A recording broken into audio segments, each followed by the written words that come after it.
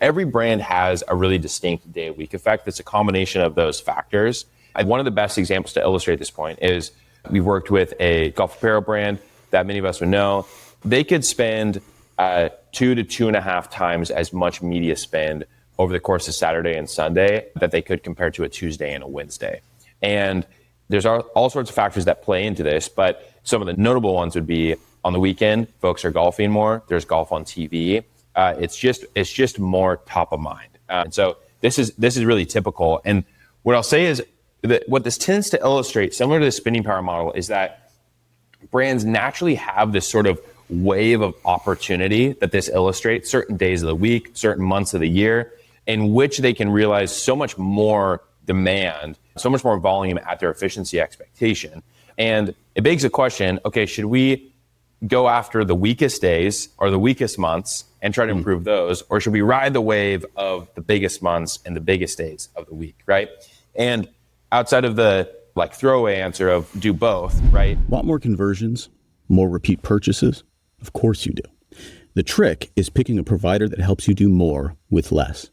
Yotpo reviews help shoppers say yes faster, with AI-powered summaries and filters that answer their questions before they bounce, driving real results like Perry Ellis's 25% jump in on-site conversions.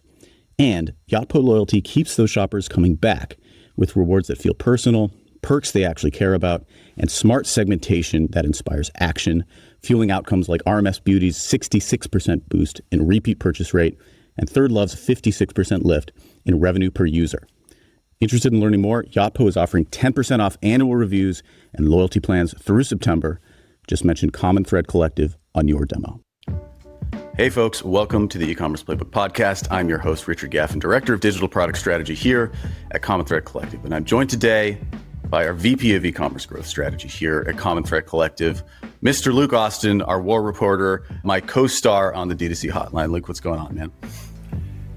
I'm doing great. Had a very eventful wedding weekend. My oldest sister got hitched, as it were, and it was had 2 kids up, 4-hour drive, all packed in an Airbnb, a couple nights.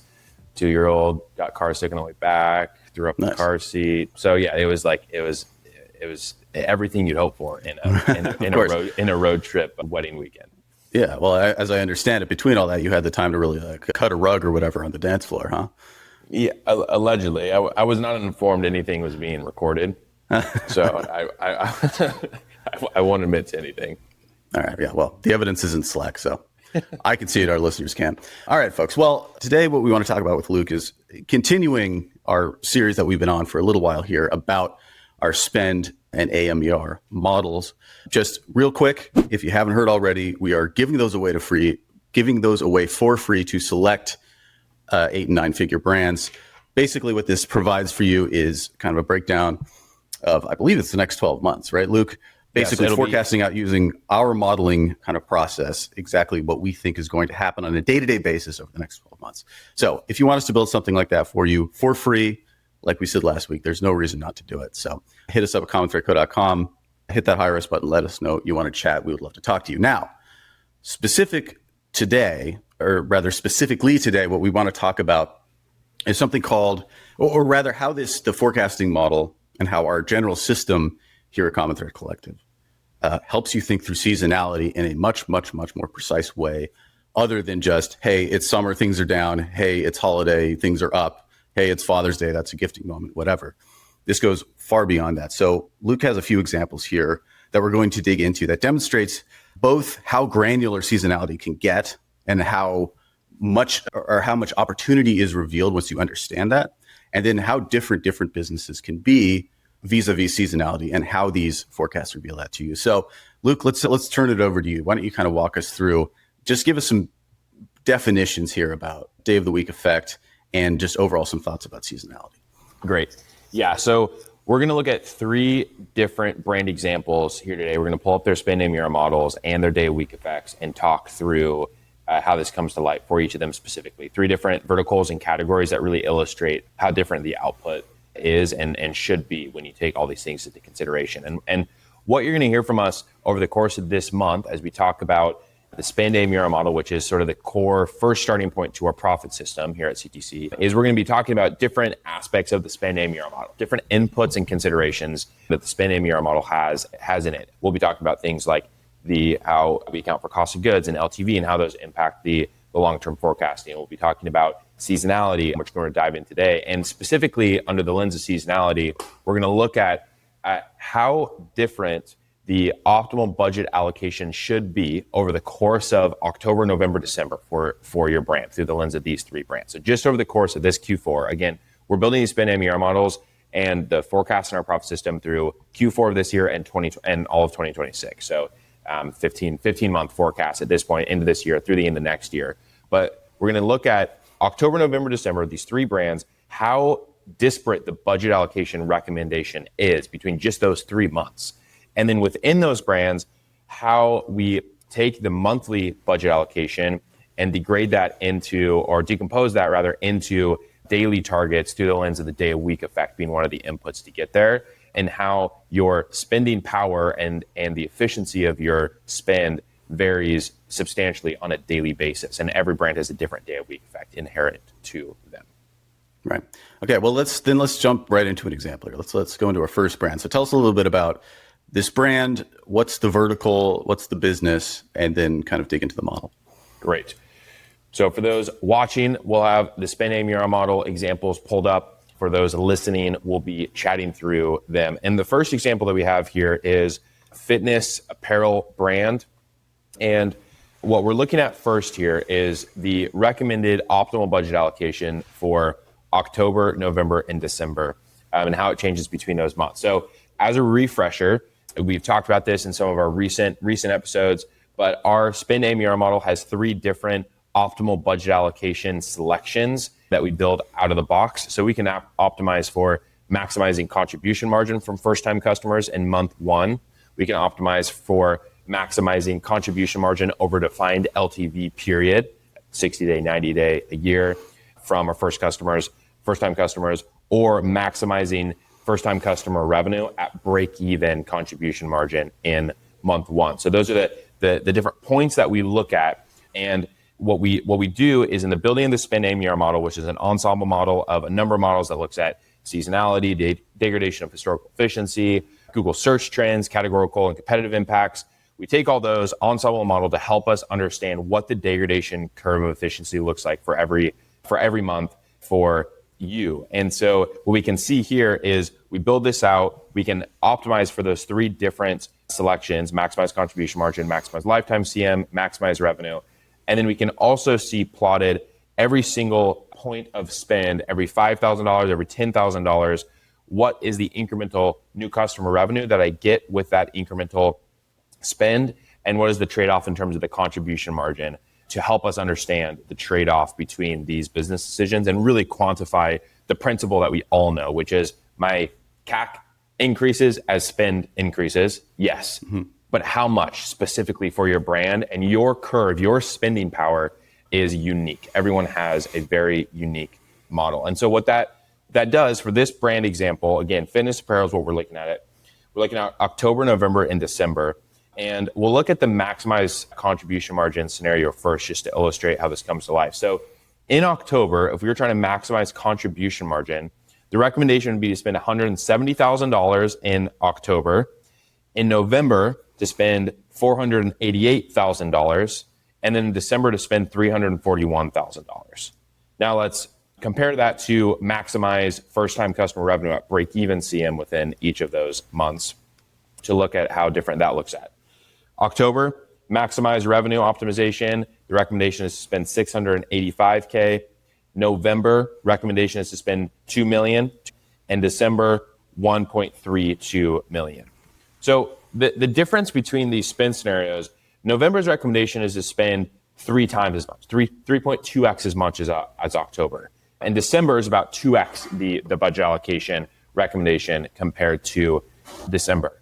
And what I'll say is, in conversations around budget allocation, forecasting, and targets that we have on a daily basis with the customers that we get to work with, is the output of what around this time period, specifically in Q4 and November and December around Black Friday, Cyber Monday, what the budget allocation is currently set to as we have these conversations around the Spend-aMER model is all over the place. Like we see this being really close, where November, the current plan is spend about 1.5x, maybe 2x as much as October, and that feels really aggressive. Like, oh, it's 2x as much as November compared to October, so we're really scaling up. We see it go the other direction, where we're going to kind of keep it simple, kind of keep it more flat, and we're just going to realize a bunch more of efficiency in November and kind of keep it, it's going to be pretty close to October's budget allocation, slightly higher, but we're really going for efficiency, and everywhere in between. And so again, what the spending power model helps us to do is just helps us to quantify what the right range should be to help quantify those, what we're sort of expressing as what we want to do is realize more efficiency in November. Okay, well, how much? What's the trade-off in the top line revenue versus the contribution margin? Or we want to be as aggressive as we can be, okay, based on your discount rate in that month, based on the cost of goods. In fact, how aggressive can you be in a month like November when you have those at play versus some of the other months surrounding it? And you can see in this specific example, again, the budget allocation for November is 3x as high as October for the same business objective. Right. Yeah. So I was going to say, like, in terms of how this, let's say, reveals something about the seasonality for this brand. So the fact that that obviously November and December are up months that's not a huge surprise. It's kind of the way for a lot of brands. One thing that seems to pop out here is that October is a down month, like quite a bit, which wouldn't necessarily, is that something that necessarily makes sense for this brand? Is that unique to this brand? Yeah. Well, maybe dig into that a little bit. Yeah, exactly. And I think the October allocation is pretty similar. Yeah, down from September, more in line with what August looked like, but is sort of September's higher, pulling back into October, and then ramping back up into November and December. And for this brand, there is a gifting angle based on the product, and so that's why we're also seeing December being pretty high in terms of the recommended budget allocation, lower than November's, but still a good amount of budget that we're pushing in December relative to time periods earlier in the year, because the gifting angle provides the additional volume and efficiency during that time period that we can lean into. Gotcha. Okay, let's keep rolling here. So the other piece we'll look at in addition to the monthly budget allocation with the spending power model is day of week effect.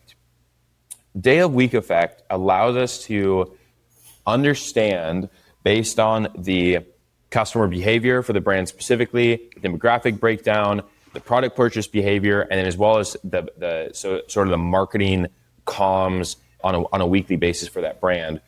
What are the strongest days of the week and what are the weakest days of the week? And when should we expect to realize higher spend volume, higher revenue volume as a result? And when should we expect our lower volume days? Every brand has a really distinct day of week effect that's a combination of those factors. I think one of the best examples to illustrate this point is we've worked with a golf apparel brand that many of us would know.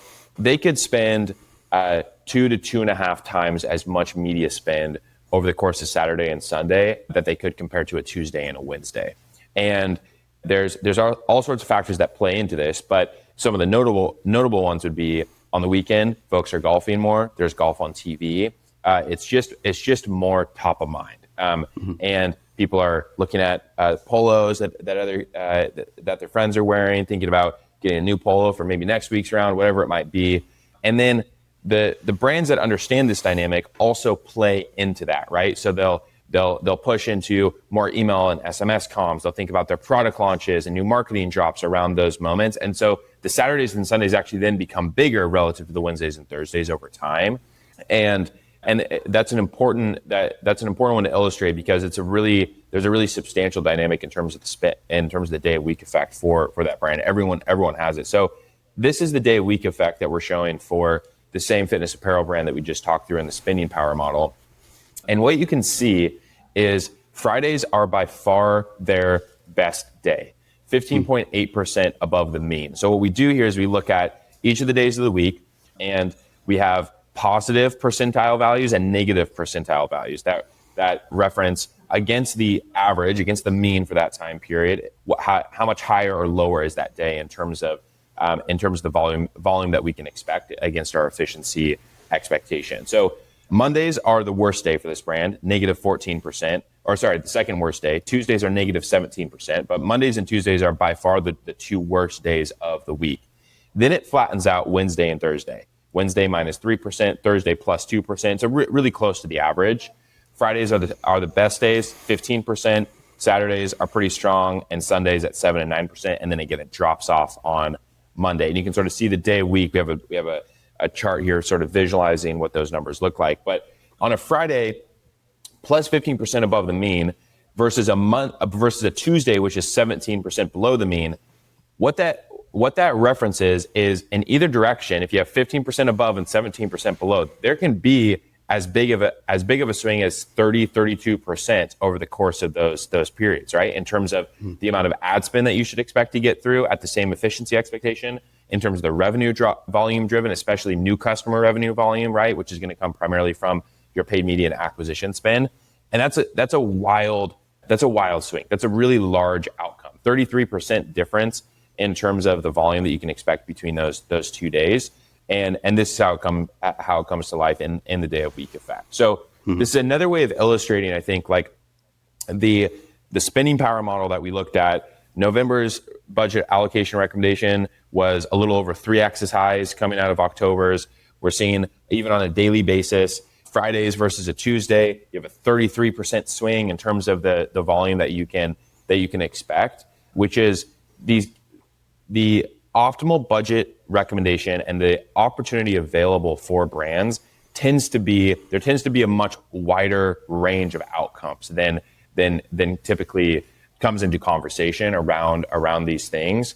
And what it allows us to do is to better plan against what the business outcome is, because we're able to expand the range of outcomes, look at all of them plotted, and then have a conversation within that context around, okay, now based on everything we know, what do we want to go and accomplish together? It widens the band of the range of outcomes rather than having it more narrowly subset around, okay, what did we do last year? What's our sort of year over year? Okay, we're spending about 15% more year over year. So, okay, what if we did, it broadens what the potential outcomes can look like. Want more conversions? More repeat purchases? Of course you do. The trick is picking a provider that helps you do more with less. Yotpo reviews help shoppers say yes faster, with AI-powered summaries and filters that answer their questions before they bounce, driving real results like Perry Ellis's 25% jump in on-site conversions. And Yotpo Loyalty keeps those shoppers coming back with rewards that feel personal, perks they actually care about, and smart segmentation that inspires action, fueling outcomes like RMS Beauty's 66% boost in repeat purchase rate and Third Love's 56% lift in revenue per user. Interested in learning more? Yotpo is offering 10% off annual reviews and loyalty plans through September. Just mention Common Thread Collective on your demo. Yeah. Well, it creates a situation. This has been a theme over the last several episodes here. It creates a much more sort of precise clarity around the decisions that you have to make upcoming. So again, like you were mentioning, just sort of doing a general like year over year sort of analysis and then saying, well, we'll just do that, but a little better. Yep. This gives the opportunity to actually break down what's likely to happen based on historical data about your consumers' behavior across the days of the week or whatever. So yes, I mean, it sounds like it is, but how common is this sort of like breadth of fluctuation across brands? Yeah, it's very common. We'll pull up a couple other day of week effect here is just while we're on the topic of this conversation to look at them. So pulling up a second example here, which is going to be a brand in the home goods category. And what we see for them is basically the opposite of what we just saw in the previous example. So previous example, fitness apparel company, Fridays were the strongest day, Tuesdays were the weakest days. For this home goods brand, Fridays are the worst day, negative 10% against the mean. And then the strongest days are Mondays and Sundays. And then it sort of tapers off between each of those days. But again, you can see Mondays are 12.58% above the average outcome. And then Thursdays are minus 11%, Fridays minus 10%. So the range between those is 23%, right? Between the high of a Monday versus the low of a Thursday. And I'll pull up a third example here just to drive the point home even further. This is a personal care brand.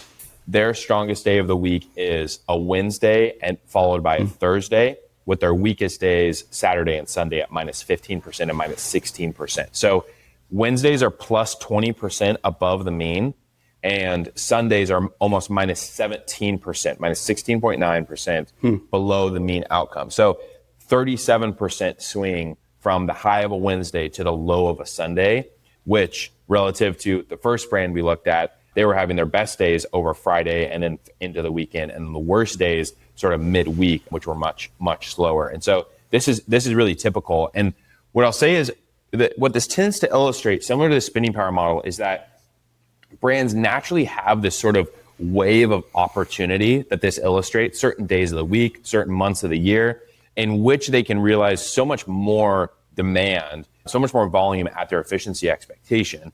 And it begs the question, okay, should we go after the weakest days or the weakest months and try to improve those, or should we ride the wave of the biggest months and the biggest days of the week, right? And outside of the like throwaway answer of do both, right? Our perspective based on what we have seen is that you're going to realize more upside for the business by focusing on riding the waves and amplifying the waves for the business that already exists. And the example that we talked through previously, the golf apparel brand, Sundays did not have that same day a week effect when we started working with that brand. It was much lower. It's closer to this sort of a swing that we've been looking at for these brands, where it was maybe a 30% or maybe closer to a 50% swing between the low and the high of any given day. But what we saw is going into Saturdays and then peaking in Sundays, there's natural sort of gravity that exists in the consumer behavior. There's natural awareness that comes from people watching a bunch of golf and being out in the course as well, where we're actually going to intentionally lean into this consumer behavior by launching creatives more specific to this time period, focusing on product launches during those. We ran some weekend specific ad campaigns as well based on who was playing on golf and just some unique moments around the consumer behavior, and then really made sure that we are opening up the spend and giving all the volume that we could at our efficiency expectation for those days.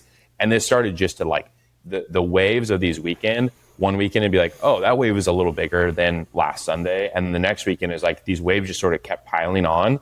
And the Tuesday, Wednesday down days, they sort of stayed the same. They didn't get worse. We weren't pulling a lot of demand. They weren't getting better. We weren't intentionally focusing there.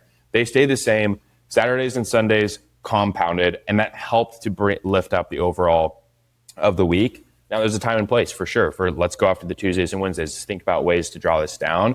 But the brand had a natural demand wave oriented around this, that this helps to identify where can we lean in to amplify the already existing momentum that exists for the business. Yeah, that's good. Like the way I've heard it phrased is like this definitely seems like an illustration of the phenomenon of the sort of like a market forces being basically like trying to control them is like trying to control the sea or something, or the weather. It's like there's just ways that humans on aggregate behave. Yeah. And what this allows you to do is identify those and then amplify what's already happening, as opposed to, say, doing something like, well, because, I don't know, in this case, Monday's down, we should make Mondays better somehow. Yeah. It's like that doesn't really matter, because people buy these types of products on Wednesday for whatever reason. Now, in terms of like, how much variance is there between businesses within the same vertical? So what we've seen here is obviously a fitness apparel brand. We've seen a home goods brand. We've seen, and this is like a skincare wellness brand, right? Yep. So they have radically different kind of curves across the day of the week between the three of them, but between brands in the same space, what do we see? Yeah. So we're able to look at industry breakdown for the day week effect specifically. And so what we're doing here is I'm toggling between the store specific day of week effect versus the industry aggregate day of week effect for this time period for the home goods brand. And the first thing you'll notice is that when you toggle to an industry level, just like with any aggregate metric, the slope becomes flatter. There's less variance, because the data points, it regresses to the mean once you add in more of that. And that makes sense, because although the industry might share common traits. You could have, in this example, a home goods brand that caters to an older demographic versus a younger demographic, right? You could have home goods brands that gets a lot more distribution via TikTok versus one that is primarily focused on Meta or Criteo or whatever it might be. And so the distribution channels, home goods brands that currently their marketing, they send an email a day, every day of the week, and it's consistent that way, versus one that sort of started to notice this trend for themselves and they started to amplify the waves like we're talking about. And they said 2 or 3 over the course of Saturday and Sunday, and they tone back midweek. All those things play into it. So as we'd expect, the industry aggregate tends to shift down. Now, we've noticed some things in terms of looking at, personal care, skincare brands versus apparel, and how there's sort of this natural, like personal care and skincare tends to have this sort of midweek, Tuesday, Wednesday pickup. But again, it's like, it really ties to what's the consumer and demographic that you're going after, and then how much has the brand played into this. But the long and short is, on an industry aggregate level, the numbers become less disparate. And then when you start to drill down on a store specific level is when you start to see much more interesting variance that highlights, oh, wow, this is a month where we could push in a lot more, or this is the day that we could push in a lot more.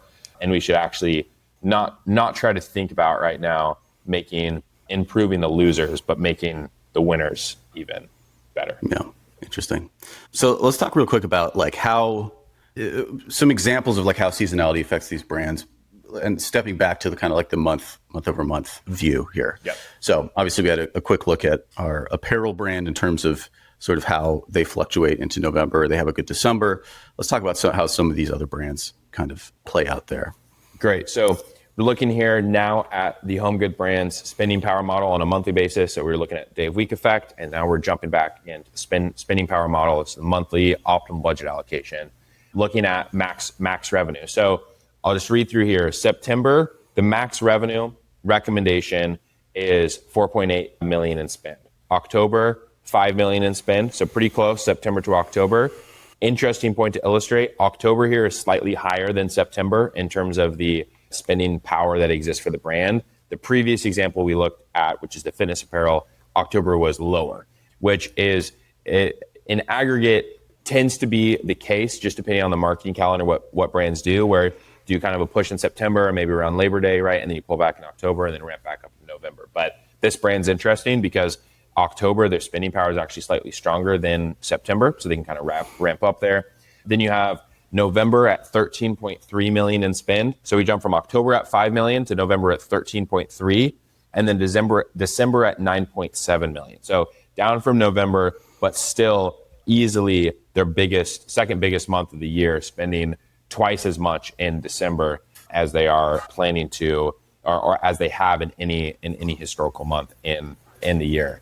So similar broader principles as the fitness apparel brand that we looked at, but relative to November, more spend being pushed into December because of the seasonality at play within this home goods category versus fitness apparel. And then the other unique thing is October is actually slightly higher than September rather than being dropped down in terms of the efficiency expectation and the spending power available in that month for them. Mm-hmm. What do you think the reason is there that the December for this brand is so significantly better than the fitness apparel brand, just given that they're both potentially giftable items? What's your analysis of like the behavior there? Yeah. So I think home goods are easier to gift than apparel, is likely one of the reasons there. Don't have to figure out the size as much, even like the colorway of the shirt or the shoe, and you can buy someone a really nice blanket for their home over Christmas and New Year's. So I think that plays into it. And then again, there's a thing here where like underneath this data, there's the qualitative data. There's a story that exists on why this exists for them. And a brand of this size, right? So this brand is spending like 13 million in November, 9.7 million in December. The previous brand is spending a good bit less than this. Is likely this brand has sort of realized more of these peaks for them and helped to amplify the demand, similar to the day of week effect. And so that's the fascinating thing when we look at these. We build the spending power model, build the day of week effect. We look at what exists, and then it highlights conversations around, okay, what have we already done to amplify gifting in December? And the answer to this question for this home goods brand, there might be a lot more depth to it than the fitness apparel brand. And maybe not. Maybe they both say, hey, we haven't actually done much. It's just sort of natural to us. Or maybe they both say, for the past 2 years, we've really focused on gifting in December to amplify what we expected was an existing wave for our brand during this time period. That's interesting. Let's look at let's go look at the third example then as a comp here, because I'm curious to see what their year-over-year looks like. Yes. So this is the third brand. This is the personal care, skincare category brand. And this spending power model output is completely different than the first two brands that we looked at. So recommendation. So we're looking here at max lifetime contribution margin as the optimal budget allocation. And a side note for the three optimization selections, max CM, max revenue, and max lifetime CM. For any brands that have substantial LTV or consistent repeat purchase behavior like this personal care brand, looking at max lifetime contribution margin is typically the optimal budget allocation and the starting point that we recommend.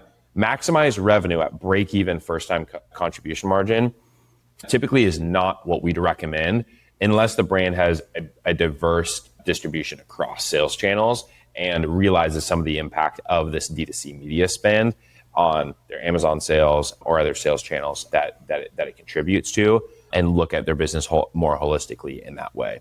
And then for a brand that has really little LTV impact whatsoever, the max lifetime contribution margin and max CM scenarios are going to be basically the same. They're going to be so close to each other. So the simplest way of saying it is max lifetime CM is typically the right thing to do. Right.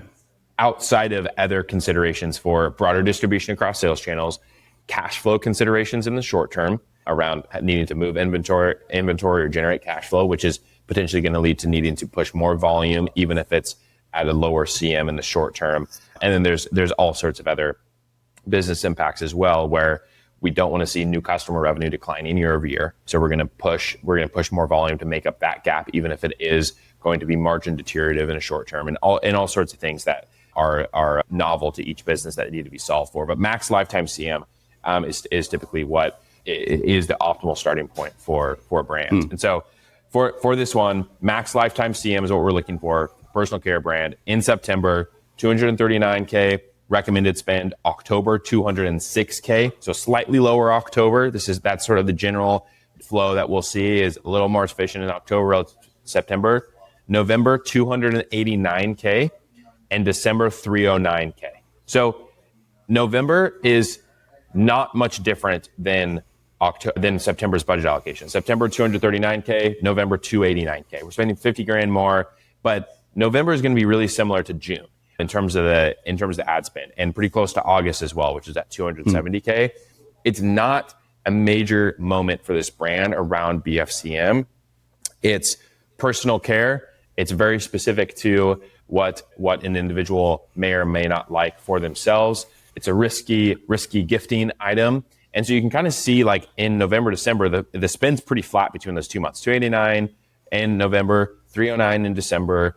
Slightly more efficiency relative to the previous month, but not that much. Like, most likely January 2026 is going to be the highest spending month for this brand relative to any of these months. Whereas for the previous two brands we talked about, November is going to be by far the highest spending month for them because of the industry that they sit in, and how much of this lends to a giftable item and a promo item versus it being a personal care item that has a sort of consistent repeat behavior around it.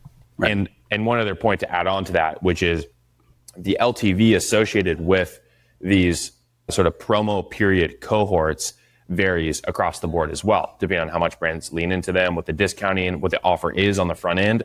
And so the LTV can be lower for these brands percentage-wise. Now, the trade-off is you're going to have much more efficient customer acquisition efficiency in a month like this, which is what we're seeing show up here in the AMER, which is why we can do more in November. So although the LTV might be lower for this cohort, the cost to acquire the customer in the cohort is really low as well. And so it's actually going to be one of the most profitable cohorts. Some other brands may see that be different, where they can make up the LTV on the back end in a way But the recommended spending power output for this brand, completely different than the first two that we looked at. Right. Yeah, you can see it's clearly it tells a story of a brand that's, or a product rather, that's much more evergreen, essentially. I mean, that's also kind of what the day of the week effect shows.